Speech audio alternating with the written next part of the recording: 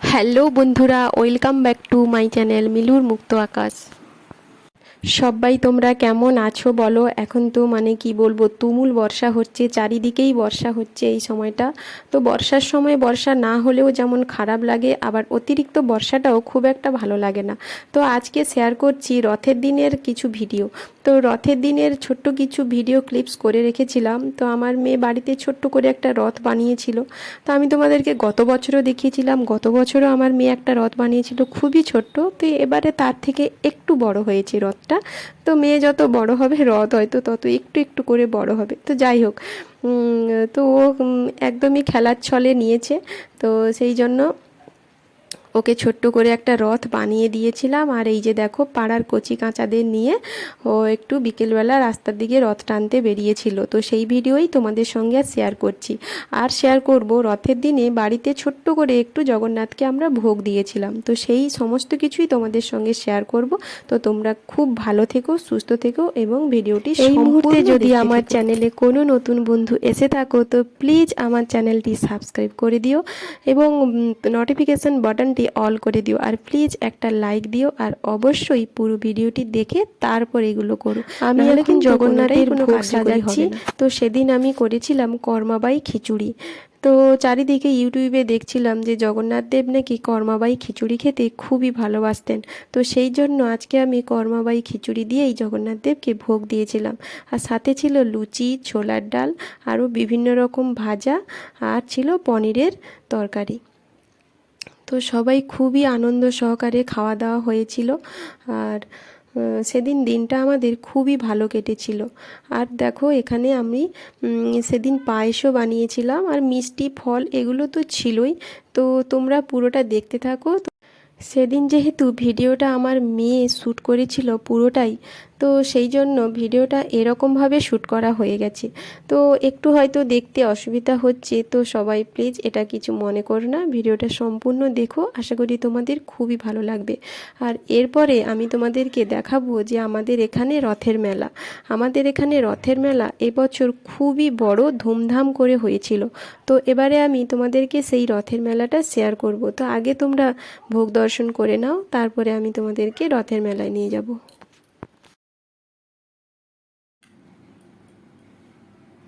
আমাদের এখানে এবছর রথের পরিক্রমা হয়েছিল। তো আমি উল্টো রথের দিনের ভিডিওটা তোমাদের সঙ্গে শেয়ার করব। তো এখানে একসঙ্গে 13-14খানা রথ এসেছিল, এবং ছোট বড় বিভিন্ন রকমভাবে 13-14খানা রথ এসেছিল, এবং সেই রথ এখানে পরপর লাইন দিয়ে পরিক্রমা করে যাচ্ছিল। খুবই সুন্দর দৃশ্য। আর মানে কি বলবো, প্রচণ্ড পরিমাণে ভিড় ছিল।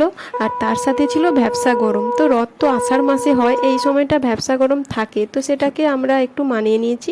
তার মাঝেও খুবই কষ্ট করে ভিডিওগুলো বানিয়েছি। তো তোমরা সবাই দেখতে থাকো।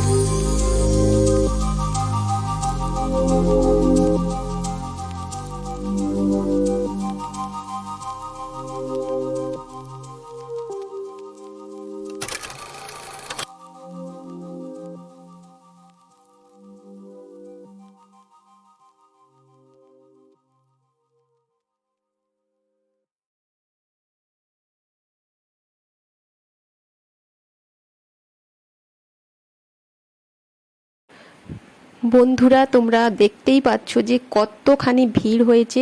তো এই অবস্থায় দাঁড়িয়ে ভিডিও করা সত্যিই খুবই মুশকিল। তো তাও অনেক কষ্ট করে একটু একটু করে হাতটা বাড়িয়ে ভিডিওটা করেছি। খুব একটা ভালো করে ভিডিওগুলো করতে পারিনি, যেহেতু এত ঠেলাঠেলি এত ভিড় ছিল। তো যাই হোক, তোমাদের জন্য এইটুকুখানি আমি শেয়ার করলাম। তো তোমরা একটু মানিয়ে নিও, আর প্লিজ দেখো আমাদের এখানকার রথ অপূর্ব সুন্দর। আমি চাই সবাই দেখুক, তাই তোমাদেরকেও দেখানোর সুযোগ করে দিলাম। তো প্লিজ তোমরা দেখো, আর অবশ্যই একটি কমেন্ট করে যেও। এই সব রথ বলো বা আমাদের হিন্দুদের যা যা উৎসবগুলো আছে সবই তো বছরে একবার করেই আসে। তো এই সব দিনগুলো যদি আমরা ঘরে বসে কাটিয়ে দিই, সত্যি মানে খুবই খারাপ লাগে যে আবার এক বছরের অপেক্ষা। বাচ্চাদেরকে নিয়ে একটু দেখিয়ে নিয়ে আসলে যেন মনটা শান্তি হয়, যে না ওরা অন্তত দেখেছে, ওরা অন্তত আনন্দ করেছে, খুশি হয়েছে। তো সেই জন্যেই বাচ্চাদের জন্যেই মূলত বেরোনো। আর একটু ঘুরে ফিরে আসলে মনটাও ভালো থাকে, সেই জন্যই যাওয়া। তো এই সব দিনগুলোতে যদি ঘরে বসে কাটিয়ে দিই, সত্যি খুবই খারাপ লাগে।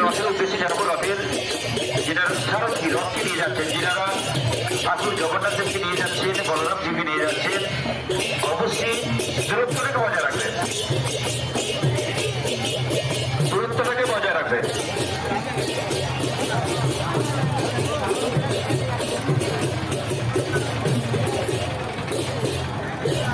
কারণ দান দেওয়ার কারোর ক্ষমতা নাই, দক্ষিণা দিতে পারি।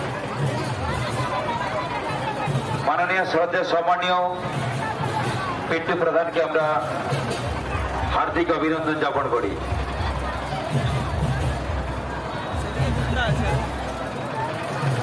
বাড়ি শেখবার, ভগবানপুর, পূর্ব মেদিনীপুর।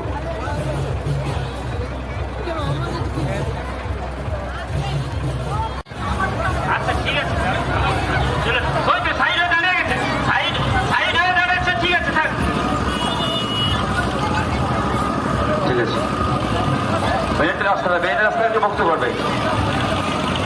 আর যে রথে লাস্টে